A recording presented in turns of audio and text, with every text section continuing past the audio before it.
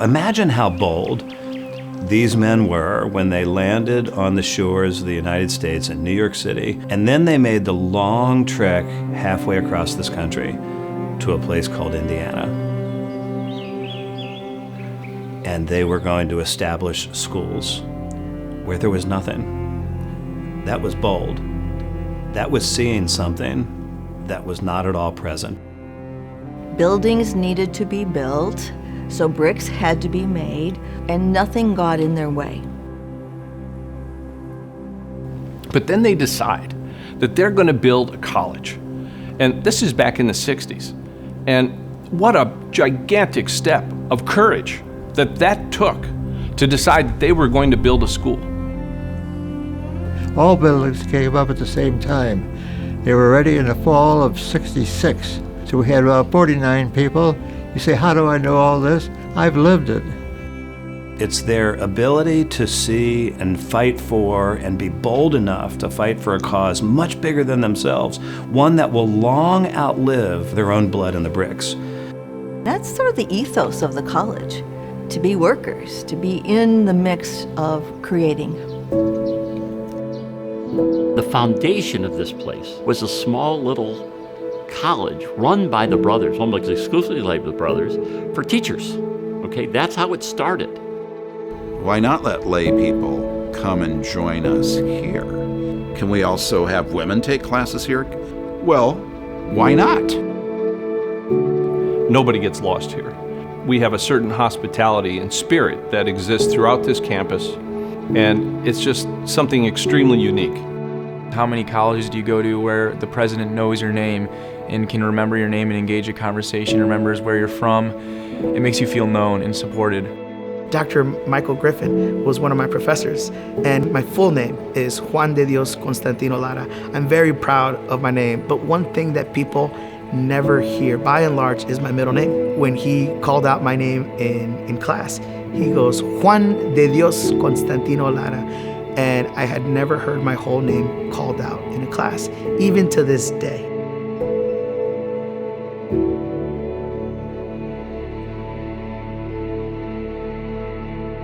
Often I'm asked why have I stayed at Holy Cross for 20 years. I think it is because we have a deep sense of hospitality that goes beyond just welcoming people or welcoming our students, to actually create a home that you feel so comfortable here, so welcomed here, that you are willing to stay and you miss it when you're not here.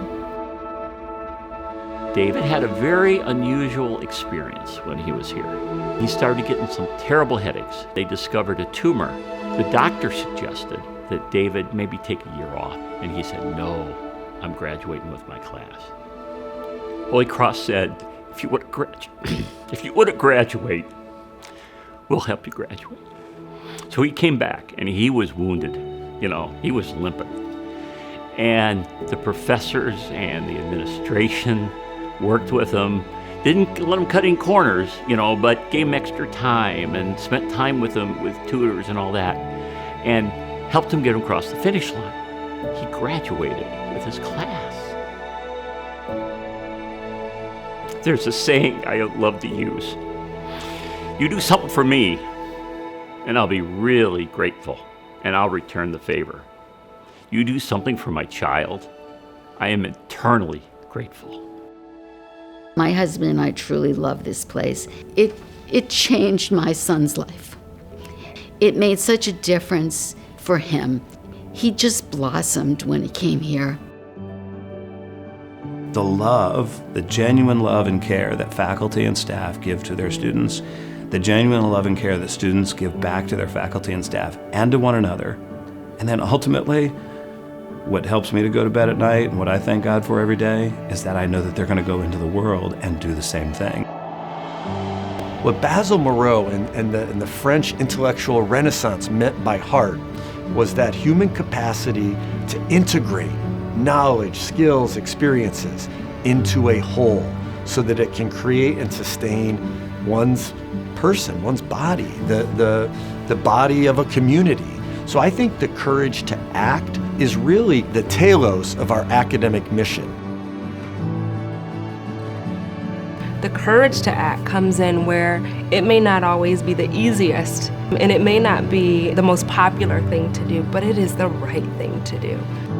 When God gives us those whispers, whether it's sitting with someone at the dining hall you may not know, or picking up a piece of trash, it's in those simple ways that God calls out to you.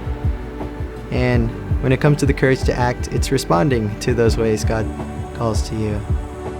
What I see for the future of this campus that's filled with students, with young people, with families, with community partners, and as a residential campus, I see the 3 new residence halls. I see a student center, a place of gathering to find mentors, to be a mentor. I see a campus in which athletics are bustling. That's where my mind has gone. That's where God has allowed my heart to take me. And I think it's now that is the time for us to act boldly on that vision, because the world needs what a residential Catholic liberal arts college can offer. When you're here on the Tri-Campus and you see the yellow Notre Dame brick and you know that those bricks went through the hands of the brothers, the question for me is, they are handing those bricks to us. Who's building the bricks for this next era, for this next generation? We need to get kids back on the right path. We need the compass to point high, and we want our kids to soar. $1 given to Holy Cross College matters much more than $1 given to almost any other place. We're going to be successful. This campaign is going to be an overwhelming success. And whatever goals and parameters and dreams that we've set, we're going to exceed them all. And we're going to, because as people continue to see the growth and the development of this beautiful thing of Holy Cross College, it's only going to get bigger and better. Throughout my career, I have stood in awe of the men and women who have come before me, some whom I've known and many who I never knew. And now today, in a leadership role at Holy Cross College, I know that we're at that same inflection point. This is our turn. This is our time. And perhaps someday we'll look back and they may never know our names, but they'll look back with the same kind of awe and respect and love and appreciation that we have for what they did before us in order to have what we have today. And I can say, as the president at Holy Cross College, that if there's any one thing that's deepest in my soul, it is the courage to act on what is right and what is just and what is mission-centered, and that is Holy Cross College.